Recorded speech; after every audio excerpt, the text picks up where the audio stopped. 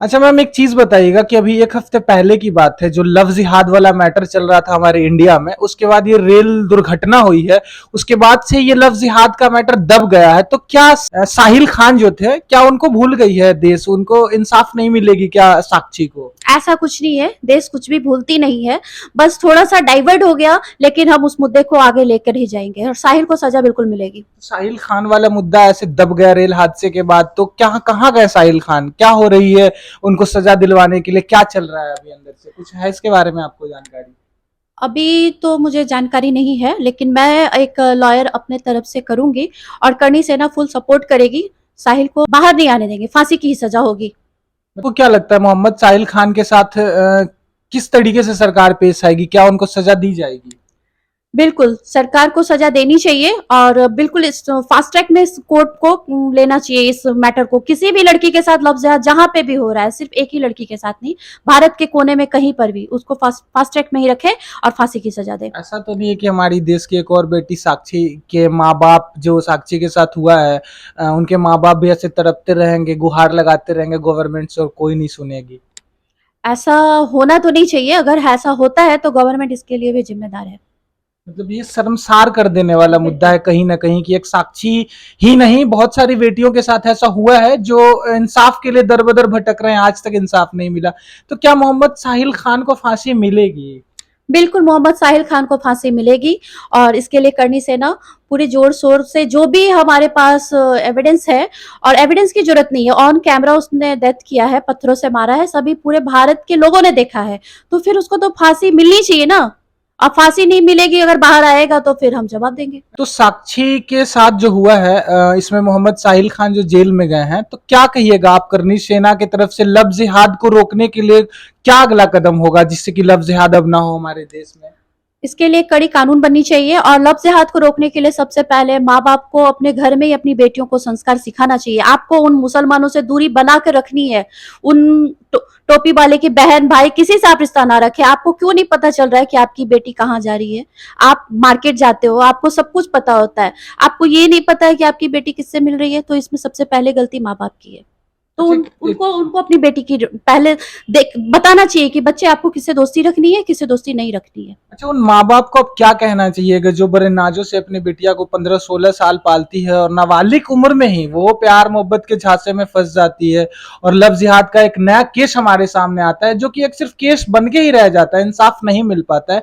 तो इसको रोकने के लिए गवर्नमेंट क्या करे? गवर्नमेंट की तरफ से तो कुछ आज तक ऐसा नियम कानून नहीं बनाया गया जिससे रोका जाएगा। तो आपको क्या लगता है किस तरीके से इस चीज को बढ़ावा ना दे के यहीं पे रोका जा सके? इसके लिए सबसे पहले हमें ब्रिटिश कानून को खत्म करना होगा। हमें एक नई कानून धाराएं लानी होगी। गवर्नमेंट को फास्ट ट्रैक में ऐसी कोई भी मैटर हो जो लड़कियों के लव जिहाद या जमीन का जिहाद, किसी भी जिहाद के लिए एक आप कानून बनाइए।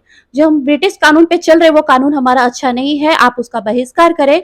और हमारे घर में जो आपने पूछा माँ बाप को कैसे क्या करना चाहिए, तो माँ बाप को अपनी बेटियों को समझाना चाहिए कि बच्चे ये क्या सही है क्या गलत है। बच्चों को नहीं समझ होती क्योंकि वो नाजुक होते हैं, वो छोटे हैं, उनको कुछ पता नहीं, उनको उनसे बड़े हम हैं, आप हैं। आप उनको पहले बताएं कि आपको क्या करना है, घर में कैसे रहना है, बाहर कैसे रहना है। मतलब कहीं न कहीं हमारी बिटियाओं के साथ जो ऐसा होता है, उसमें कहीं न कहीं कि माँ-बाप का भी रोल होता है, कि घर में प्यार नहीं मिलने के कारण या फिर जो भी रीज़न हो, वो बाहर प्यार ढूँढती है और ऐसे झांसा में फँस जाती है, और माँ-बाप केयर नहीं कर पाते हैं, ध्यान नहीं देते बेटी क्या कर रही है, नहीं कर रही है। क्या इसके पीछे पूरा भरोसा होता है अपनी बेटी के ऊपर, या फिर ध्यान नहीं देता, लापरवाही होता है? ये भरोसा तो बेटियों पे माँ बाप करते हैं क्योंकि उनकी दो लाडली होती है, लेकिन थोड़ा सा लापरवाही यहाँ पे हो रहा है क्योंकि वो जिहाद कर रहे हैं, आपको पता नहीं चल रहा है वो जिहाद कर रहे हैं। जिहाद उनका एजेंडा है, वो एजेंडा के तहत चल रहे हैं, आपको समझ में ही नहीं आ रहा वो क्या कर रहे हैं। और आप अपनी बेटियों को, इसलिए मैं बार बार बोल रही हूँ कि आप उनको समझाएं। आप उनको बोले मुसलमानों से दूर रहना है। आपकी बेटी आज बलि चढ़ रही है, क्यों चढ़ रही है? क्योंकि उसको पता ही नहीं है प्यार क्या है। प्यार नहीं है, ये जिहाद है। इसको बार बार मैं बोल रही हूँ, सारे सनातनियों को बोल रही हूँ, सारे भाई बहनों को बोल रही हूँ, ये एक जिहाद का ही एजेंडा है। अच्छा, हिंदू बिटिया या फिर जो भी हमारे देश में बिटिया हैं, लड़के हैं, उन लोगों को क्या कहना चाहिएगा इस लफ्ज़ जिहाद से बचने के लिए? आप अपने तरीके से क्या कहना चाहिएगा उनको, जिससे कि उनको एक लाइन में समझ में आ जाए कि हाँ, इस जिहाद से दूर रहा जाए? और कैसे दूर रहेंगे वो? कैसे वंचित, मतलब कैसे पहचान पाएंगे कि सामने वाला शख्स सही है, गलत है, किस तरीके से? सबसे बड़ी पहचान है कि वो सनातनी नहीं है। वो तो जिहादी ही है, आपको पता है वो जिहादी है, तो फिर इससे बड़ा पहचान क्या होगा?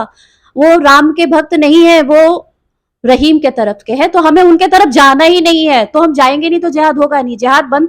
हमारी बेटियों को आप शिक्षा दें, घर से बताएं क्या करना है हमें। अगर रामायण पढ़ना है तो क्या हम कुरान पढ़ने लगेंगे?